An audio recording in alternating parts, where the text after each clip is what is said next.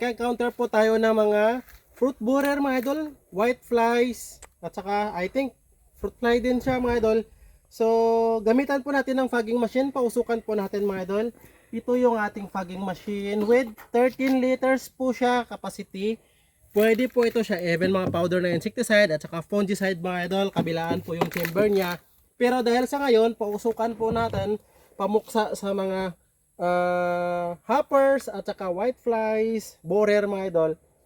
Ito po ang gamitin natin, no? Profuron po mga idol. Ang dosage po according sa research po natin, kapag gumamit po tayo ng crudo or yung diesel mga idol, 1:15. So meaning 15 ml ng crudo equivalent to 1 ml ng profuron. So any insecticide, depende po kung anong pok sa inyong peste, pwede po siya nating i-mix dito sa diesel basta may EC like itong 550 EC.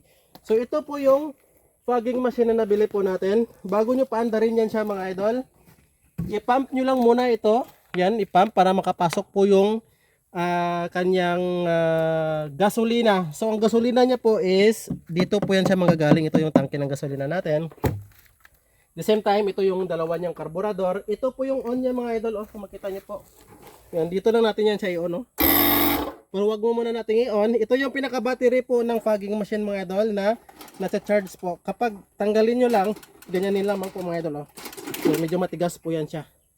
So medyo nahirapan yung iba magtanggal kasi dito po sina-charge. Hindi po yan siya andar kapag wala pong battery. So kapag sinalpak po natin ganyan, andar na po yan siya mga idol, ang fogging machine. Yan.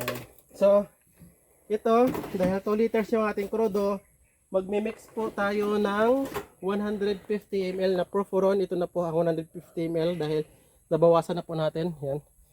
Dito lang natin yan sa i-mix sa buong galon niya na. So ang compatible po ng diesel po mga idol is yung may mga EC like Malatayon. I think may EC yun. Simbush, mga ganyan. Profuron, ito po may EC dahil compatible po siya. So i-mix po natin. Sa previous video po natin, marami po nagtatanong kung hindi ba mag-amoy diesel yung gulay. Actually, wala po siyang effect mga idol dahil kapag lumabas na po ito, may combustion po kasi itong fogging machine. Kapag lumabas na, usok na po, wala pong liquid na diesel na lumalabas dito po mga idol. So hindi siya mangangamoy crudo, hindi din po masusunog yung mga dahon at saka bunga ng inyong mga tanim kapag ganito. So mas maganda din po, marami po pollution daw. So I think ilan lang naman ang pollution ng 2 liters na crudo versus sa mga sasakyan na nagko-consume ng 100 of liters every day ng. Kaya naman mga idol, ito na po mga idol ang ating diesel 2 liters plus 150 ml na profuron. I-mix na po natin mga idol. Walang problema kahit may tubig po yan siya nakasama dyan na tangke. Tandaan lamang po yung red na yan mga idol ang nilalagyan po ng diesel. Kasi doon sa kabila wala po yung siyang combustion, yung hose sa kabila. Para kasiguro yan, tapon muna natin yung tubig mga idol sa previous na ginamit natin na pang spray. At ito na po yung galon na pinagmixan po natin mga idol. Ang lalagay po natin dito sa ating fogging machine na tangke mga idol. Yan. Alright mga idol, itong patulan na to, ang dami din pong mga fruit fly mga idol. So tirahin na rin natin. So sa paggamit ng fogging machine, iwasan po natin na matouch ito dahil sobrang init po ito sa mga idol na part. Kapag pandarin natin dito lang, ito yung on para sa ating diesel. Tingnan niyo po.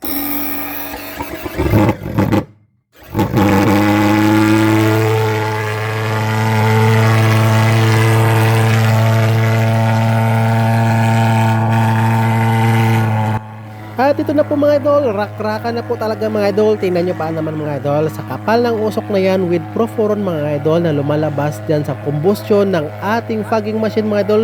Imposible na hindi talaga lalayas yung mga fruit fly at saka kung mga tsangaw pa man, kung ano-ano pa man na nagsisip-sip dyan sa bunga ng ating mga patula mga idol. Tingnan nyo po, sa lakas ba naman yan mga idol, layas na layas po talaga ang lahat ng peste. Kaya mga idol, kung yun ang problema mo sa iyong mga taniman mga idol at gusto mo mong mapausukan mga idol, yan, check out na po sa Yellow Basket. Available po yung fogging machine mga idol.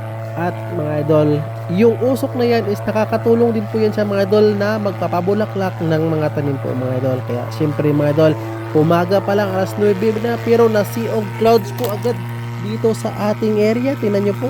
Kaya naman yung pamangkin ko po na nag-video sa atin, pinapaatras ko na po mga idol dahil mabilisan po talaga ang galawan at saka pag pausok kapag fogging machine na po ang gamit mga idol. Dahil sa kapal ng usok, kapag hindi ka mabilis, hindi mo na talaga makita yung hahakbangan po talaga mga idol. Oh, ay grabe sa kapal talaga ng usok.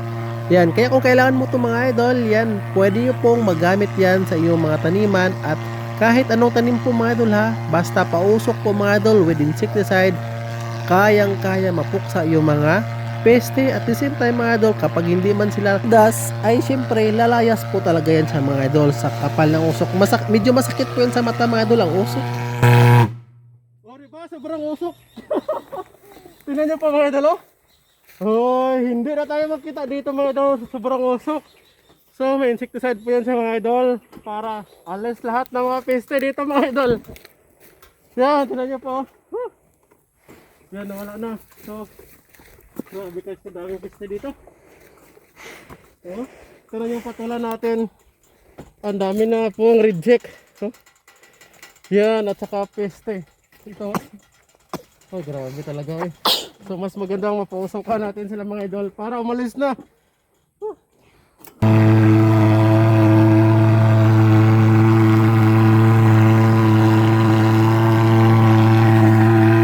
At dahil marami pang sobra mga idol, dito na natin tinapos sa ating talungan po mga idol oh, na sobrang kapal talaga ng usok yan. Kapag nagkamali ka po ng step, hindi mo na agad yan makita yung hakbangan mo mga idol sa kapal ng usok.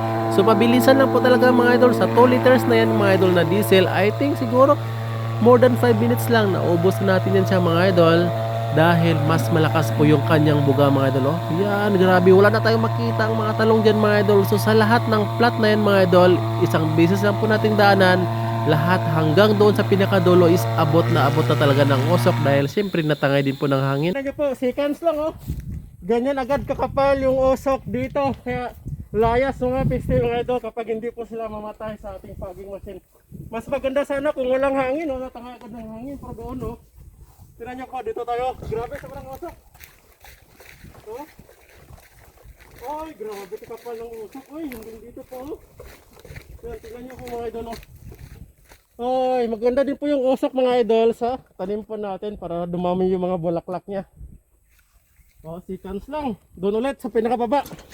At ito naman po yung huling party na po ng ating mga talong mga idol. So sa gilid lang po tayo dumaan mga idol ha. Dahil kapag dumaan po tayo sa gitna, wala na po tayo makikita mga idol. So dahil dito tayo sa gilid na daan mga idol, doon papunta sa gitna na po yung dulo ng ating fogging machine. At syempre kahit dito tayo sa gilid, abot na abot po talaga doon sa pinakadulo yung usok mga idol. Kung makita nyo po, yan. So if may mga borer man po dito sa loob ng talong natin, fruit fly or whatsoever na may mga pakpak po mga idol, yan, layas na layas pag hindi talaga sila mapuksa. Sa kapal ba naman ang usok na yan mga idol? Hindi ka ba aalis dyan oh? Ay grabe oh. Seconds lang po talaga mga idol, ganyan na po siya kalakas yung usok. So lahat po, wala po talagang mataguan yung mga piste dyan.